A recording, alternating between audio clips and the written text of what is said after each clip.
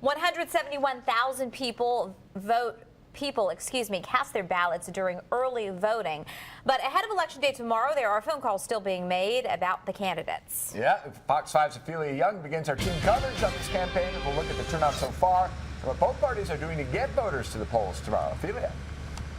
Right. One more night left until election, and here at the Democratic Party's office, volunteers have been making phone calls to registered voters to remind them to vote. They say they'll be here until 9 o'clock tonight, and over at the Clark County Republican Party's office, they say they'll be making their phone calls until 8.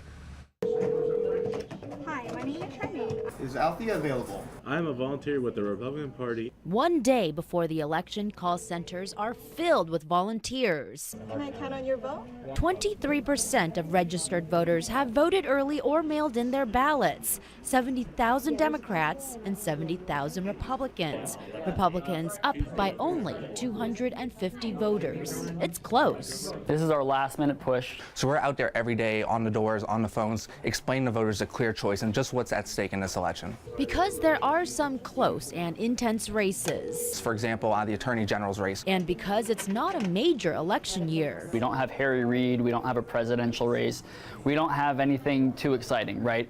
The message is go vote. Because your vote counts that much more. Even some candidates have joined volunteers in making those phone calls. My name is Dan Schwartz. I'm a candidate for state treasurer. Some will ask questions, others will just say thank you very much. We gotta vote. They get to ring the bell and oh, it's exciting. This year, both parties can agree. This call is not authorized by any candidate. It's more about getting voters to the place. Whereas in other years, people might be needing to be persuaded to vote farther down the ballot or pick races lower down and also vote for those ones. This one, it's a lot of you need to go vote, period.